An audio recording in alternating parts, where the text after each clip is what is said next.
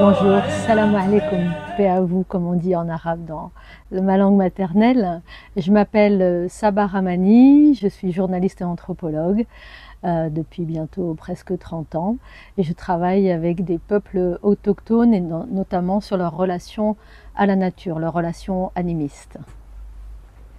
Je suis aussi directrice de la collection Voix de la Terre chez Actes Sud. J'ai écrit un livre qui s'appelle Paroles des peuples racines, plaidoyer pour la terre, préfacé par Pierre Rabhi, qui est consacré au dialogue avec 19 représentants autochtones du monde entier sur leur culture, leur spiritualité, leur relation à la nature et les problèmes auxquels ils sont confrontés au niveau écologique et géopolitique. Je travaille aussi avec la revue Native, où je suis rédactrice en chef adjointe à la revue Native des peuples des racines, qui est la première revue francophone destinée au dialogue avec les peuples autochtones dans le monde.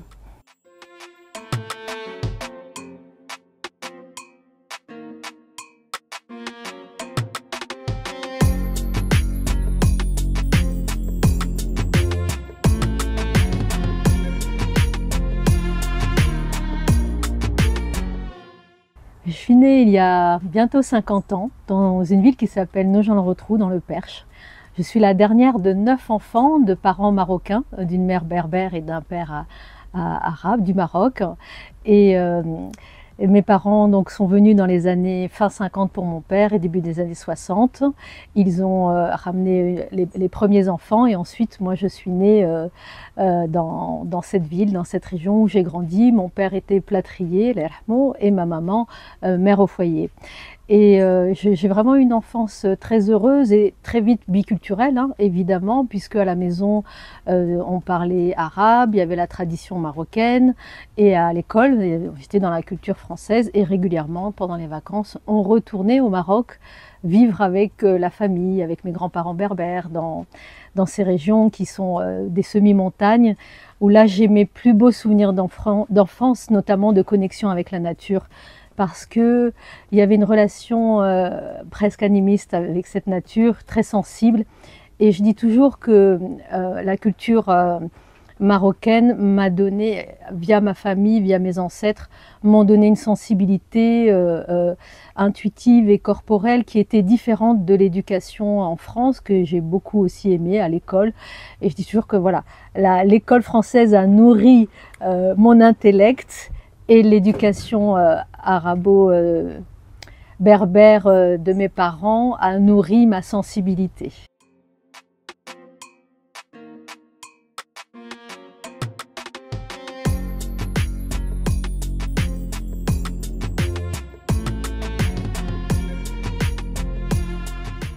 Mes premiers rêves de petite fille, je m'en souviens parce que quand j'étais en CP à l'école, il y avait la maîtresse qui nous avait demandé de faire un autoportrait en dessin et avec des petites phrases. Et je m'étais dessinée la petite Sabah avec les cheveux courts à l'époque, les yeux marrons, bouclés. Et elle nous avait demandé de raconter quel métier on avait envie de faire. Et je m'en suis souvenue longtemps après, je me souviens encore de l'image, du dessin et de l'écriture. J'ai dit, je veux être journaliste pour voyager dans le monde et communiquer sur ce qui se passe. Et quand je suis devenue journaliste et anthropologue, parce que j'ai commencé d'abord par l'anthropologie, je me suis dit, quelle belle synchronicité finalement, quand on est enfant, parfois on a cette intuition, ce rêve qui était resté gravé dans ma mémoire inconsciente et que j'ai réalisé. Et c'est pour ça que je suis tellement heureuse et épanouie de faire ce métier passion. Oui, quand j'étais enfant, moi j'étais une enfant très vive, très active, il paraît, que ce soit ma famille ou à l'école, les enseignants disaient voilà, j'étais toujours joyeuse, hein, comme aujourd'hui j'espère, et j'ai toujours aimé la vie, quoi. Ça c'est mon moteur. J'aime la vie, j'aime les gens, j'aime les cultures, j'aime la différence, j'aime la diversité, j'aime la nature. Et ça c'est pas que des paroles, c'est aussi quelque chose qui m'anime, c'est cette force de vie que je sens en moi depuis toute petite et ça a été toujours mon moteur dans mes rencontres professionnelles, dans mes études. Et ces études, alors c'est vrai que la première fois j'ai dit ça à ma mère, je lui ai montré des livres sur l'anthropologie, sur les cultures différentes, les rituels. Elle me dit oui, c'est très bien, c'est la diversité du monde, c'est beau. Mais elle me dit mais quel métier tu vas faire avec ça? Elle comprenait pas. Et puis Moi, je lui disais, mais tu sais, maman, on a besoin de connaître les différences. L'humanité a besoin de s'ouvrir, et pour se connaître, il faut connaître l'autre. Rimbaud disait, je est un autre, et je dis toujours, l'autre est un jeu aussi. C'est un miroir que l'autre nous tend. Et c'est aussi une porte pour se connaître, pour mieux voyager dans notre propre altérité. Et durant ces études d'anthropologie, je me suis rendu compte en fait que c'était lié aussi à mes racines berbères. Parce que, adolescente, c'est vrai que cette biculturalité entre la culture française et la culture marocaine, des fois j'étais tiraillée. Et il y avait des choses qui étaient tout à fait compatibles et des choses qui n'étaient pas tout à fait les mêmes. Et je voulais comprendre. J'ai toujours eu cette curiosité. Cette curiosité, la racine du mot curiosité, c'est prendre soin. Et je me suis rendu compte qu'en faisant des études d'anthropologie, de sociologie, de connaître les cultures, de connaître les traditions, de connaître l'histoire, de connaître pourquoi tel rituel, pourquoi telle spiritualité, pourquoi tel rapport à la nature, tout ça, ça m'animait. J'avais besoin de savoir et je me suis rendu compte que c'était une manière de mieux me connaître et de mieux connaître mes racines, de mieux connaître cette culture ancestrale dont étaient porteurs aussi mes parents, puisque les Berbères sont les peuples autochtones d'Afrique du Nord. Mais ça, je m'en suis rendu compte après, parce qu'au début, quand on a tout devant soi, parfois on ne s'en rend pas compte, et c'est après, en prenant du recul, en voyageant, quand j'étais en Amérique du Sud, en Afrique, en Amérique du Nord, en Asie, je me suis dit, mais bien sûr, quelle est ma place dans tout ça? Où sont mes racines? Pas pour s'enfermer, mais au contraire, s'ouvrir et se connecter à cette diversité qui nous relie, parce qu'en fait, dans cette diversité, il y a une unité. Et c'est toujours ça qui m'a attirée, très tôt aussi dans mes études d'anthropologie, c'est au-delà de la diversité et de la beauté des différentes cultures, qu'est-ce qui nous relie tous, êtres humains? Qu'est-ce qui nous relie, nous aussi les êtres humains, avec ce vivant, avec cette nature? Parce qu'avant de faire de l'anthropologie, je m'étais spécialisée sur la biologie. Et pour moi, c'était la rencontre de ces universités, à la fois la rencontre de ma culture d'origine et de ma culture éducative française, de la terre d'accueil de mes parents, où moi je suis vraiment franco-marocaine culturellement, mais c'était aussi la rencontre du vivant dans sa diversité, parce que ce qui m'inspirait, c'est voilà, la richesse de la nature, c'est sa biodiversité, et la richesse de l'humanité, c'est sa diversité.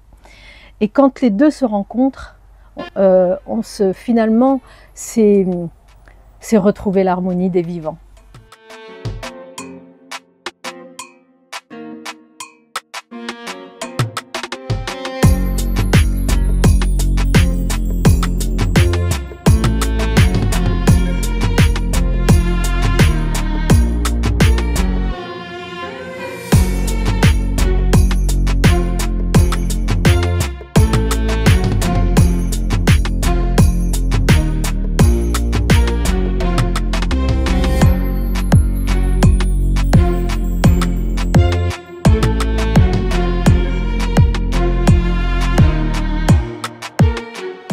Ma rencontre avec Pierre Rabhi, elle a été spontanée, immédiate. On s'est reconnus en fait.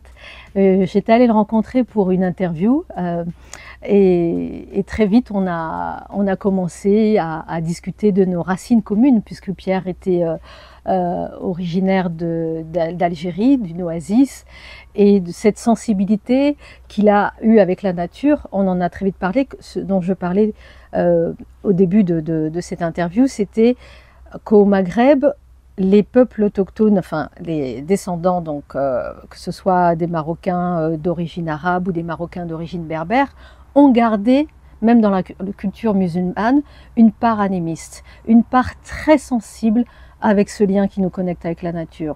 Ma mère, elle me disait, mais voilà, quand elle parlait de l'islam, parce que mes parents sont pratiquants, elle parlait de Dieu, mais elle disait, mais il est dans l'araignée, il est dans l'arbre, il est dans la fleur. Et la deuxième chose qui nous a réunis, c'était ce lien avec ce qu'il appelait la sobriété heureuse, la simplicité. Parce que c'est vrai qu'en Afrique du Nord, dans les communautés berbères, dans les communautés très simples, mes grands-parents, ils avaient ni eau ni électricité. et bien il y avait toujours cette joie. Et très vite, je m'en suis rendu compte petite, et avec Pierre, on parlait de ça. Tu te rappelles le son du thé? Ah, le bruit du vent qui vient nous caresser le visage. Et la grand-mère qui pose sa main sur notre tête. Et la maman qui nous met toujours la main au cœur quand on se salue, qu'on fait la main au cœur. Tous ces gestes sensibles, beaux, sobres, qui vont à l'essentiel. Avec Pierre, on s'est reconnus.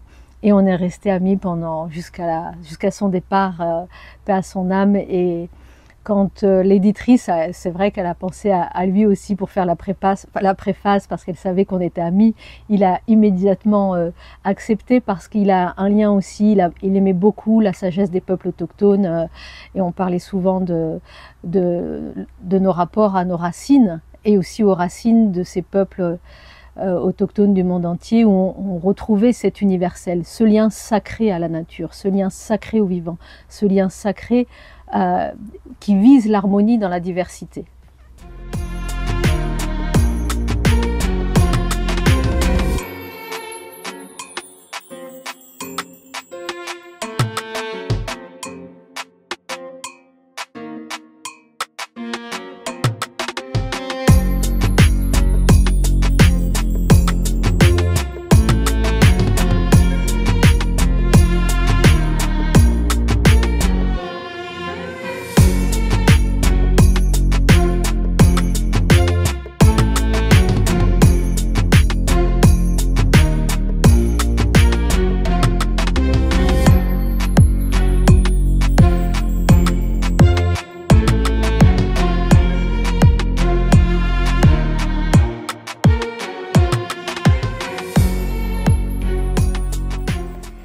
Quand j'étais adolescente, j'aimais beaucoup aller, enfin depuis l'enfance, dans la nature, dans la forêt, parce que dans la région du Perche où je suis née, il y a beaucoup de forêts, beaucoup de collines.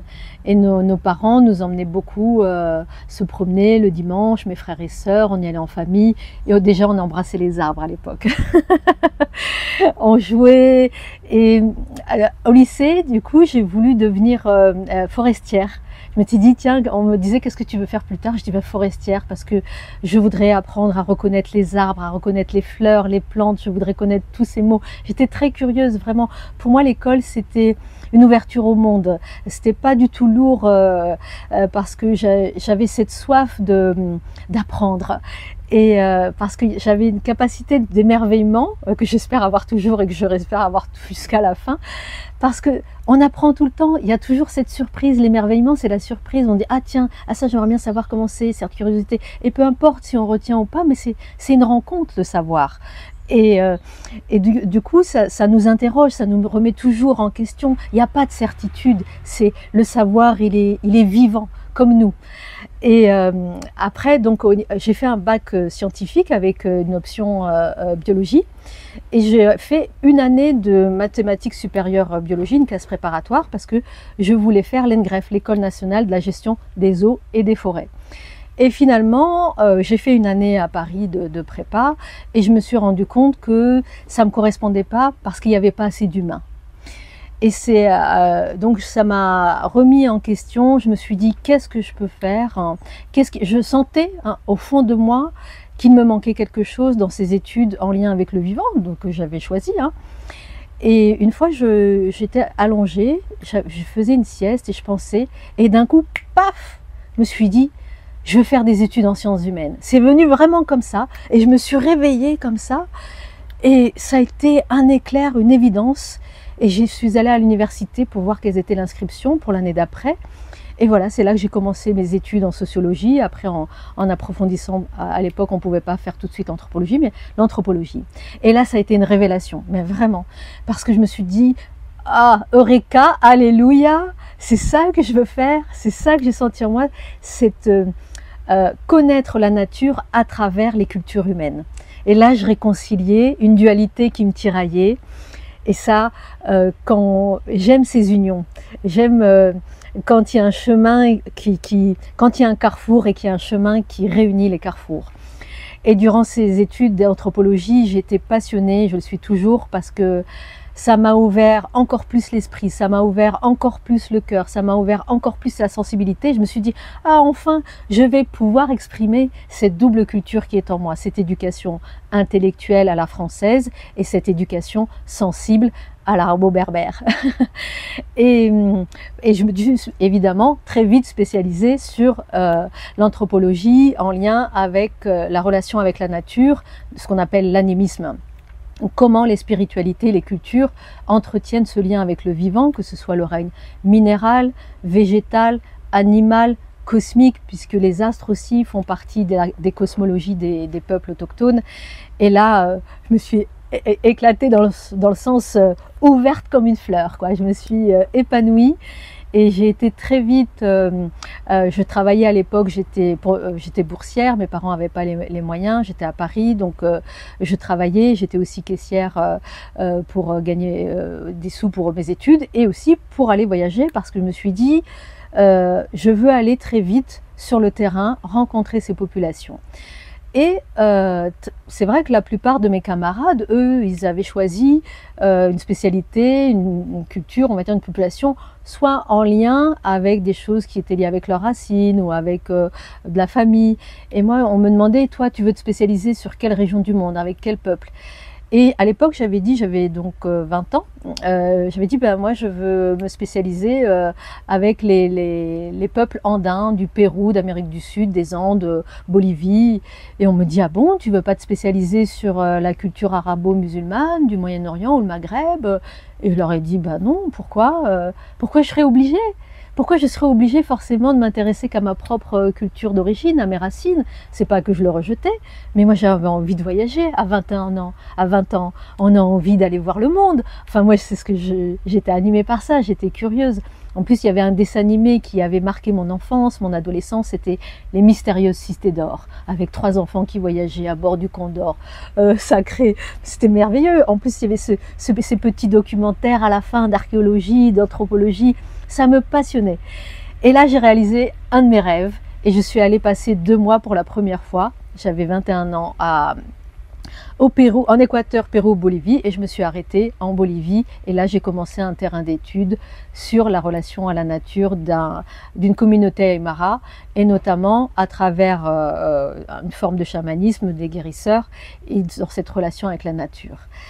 Et j'avais envie de confirmer que c'était pas juste un rêve, une illusion, parce que dans l'éducation que j'ai eue, mes parents, ils sont analphabètes, ils n'étaient pas dans le côté intellectuel. Par contre, eux, ils ont vraiment le bon sens, comme on dit paysan, le bon sens de la simplicité, de cette sobriété heureuse dont je parlais, dont Pierre aussi, Rabhi parlait beaucoup.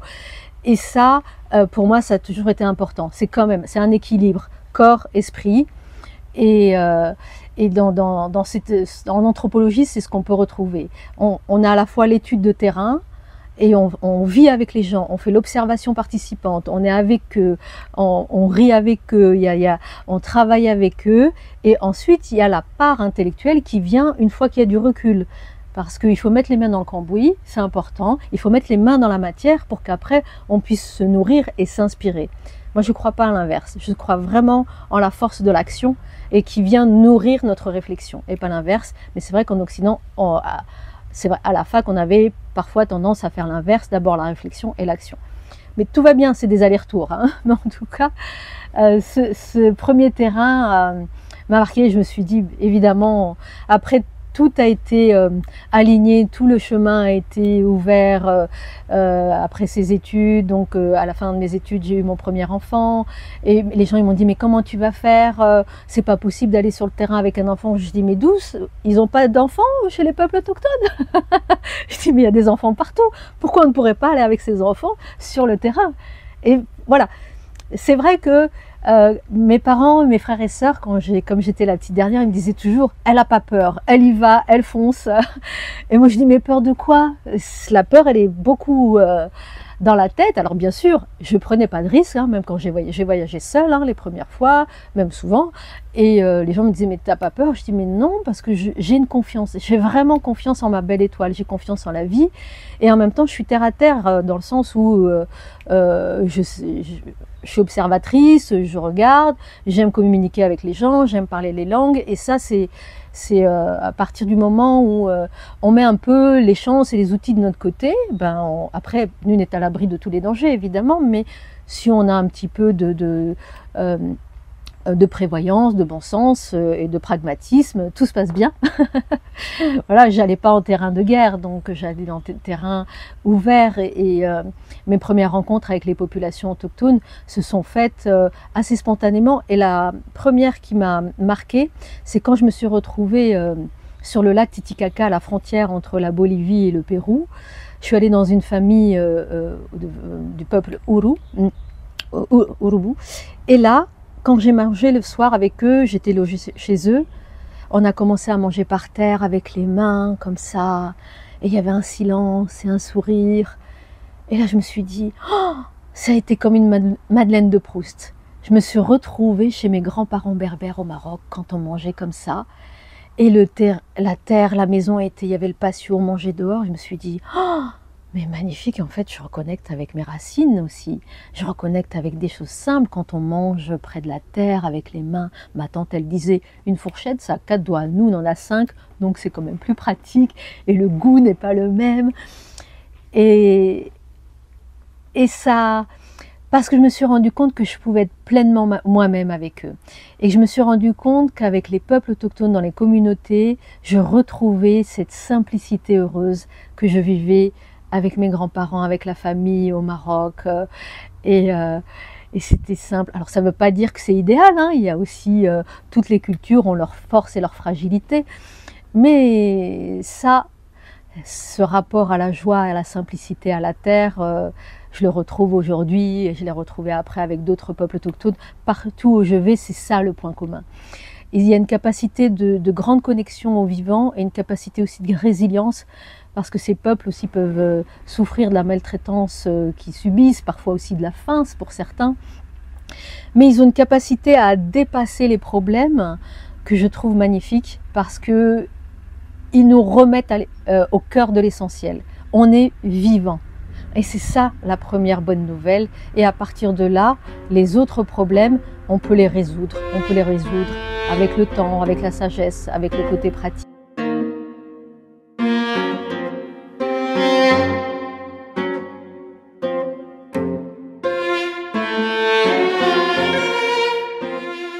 Alors dans la revue native des peuples des racines, je suis rédactrice en chef adjointe, et avec toute une équipe, on travaille sur ce dialogue, sur la valorisation et la connaissance des peuples autochtones et de leurs traditions, à travers des articles du monde entier, que ce soit les Aymara de Bolivie, des populations aborigènes d'Australie, pygmées du Gabon, Samis d'Europe du Nord. Donc on fait des interviews, on fait des articles, des enquêtes. Il y a des magnifiques portfolios avec des photographes qui travaillent avec des communautés autochtones. Donc on essaye de mettre en valeur cette diversité, cette beauté, évidemment dans une relation de respect, d'écoute, parce que ces populations autochtones ont énormément de choses à nous dire, à nous apprendre, et on peut s'en inspirer. Le but, c'est pas de les idéaliser, ni de les copier, mais vraiment de les écouter, parce qu'ils sont les gardiens de 80% de la biodiversité de la planète. Aujourd'hui, l'ONU reconnaît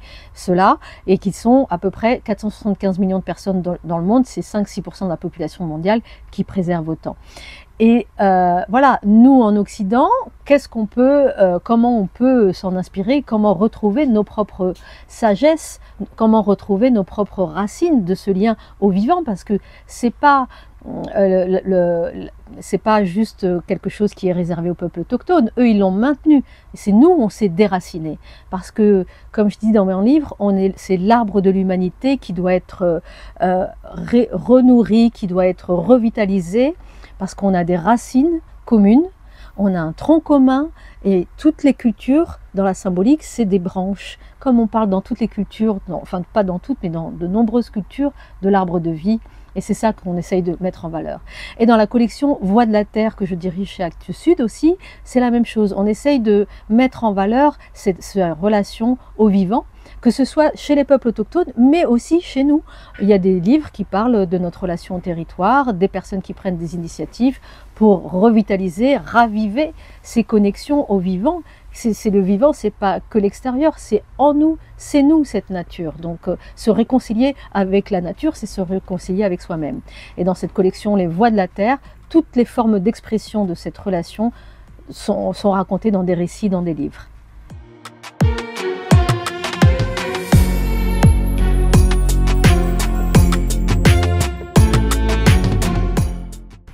J'ai 2 enfants, 2 fils, et c'est vrai que c'était important pour moi de leur transmettre cette sensibilité, parce que ce sont des enfants métis, leur papa est français, et je voulais pas qu'ils perdent cette connexion, ce lien à notre lignée ancestrale, qui est une très belle lignée sacrée aussi, avec mes ancêtres soufis.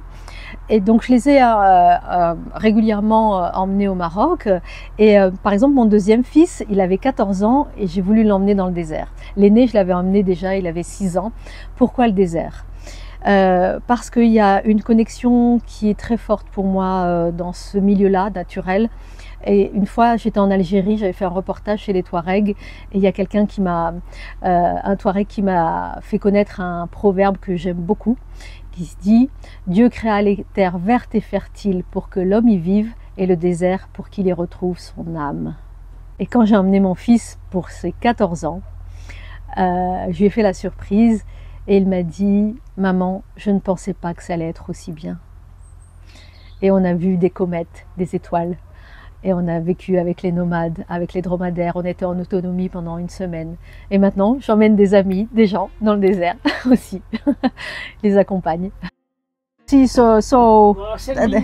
5 minutos, por favor. Okay. Mire, olhan sempre a câmera, por favor.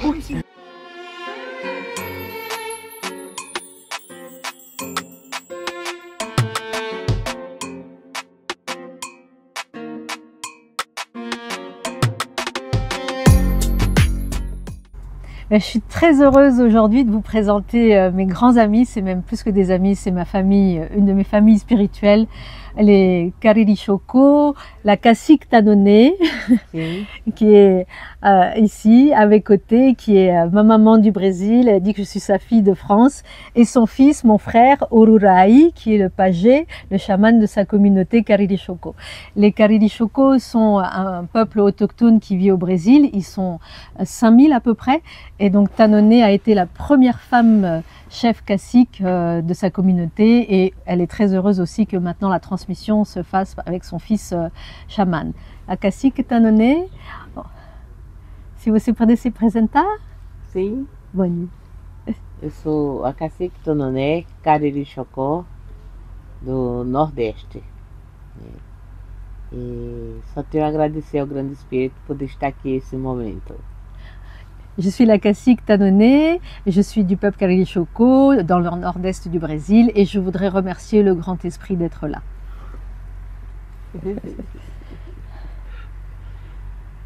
Olha, à você.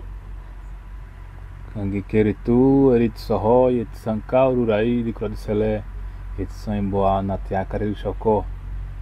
Boa tarde, meu nome é Ururai, né? Sou pajé do povo Karirishoko. É muito bom estar aqui. Agradeço sempre as pessoas que estão nos recebendo bem. Il a parlé d'abord dans sa langue Karirishoko, il s'est présenté, il a dit « Je suis Ururai des Creux du Soleil » qui veut dire oiseau sacré, et je suis le pagé, le chaman du peuple Karirishoko, et je voudrais remercier toutes les personnes qui nous accueillent ici.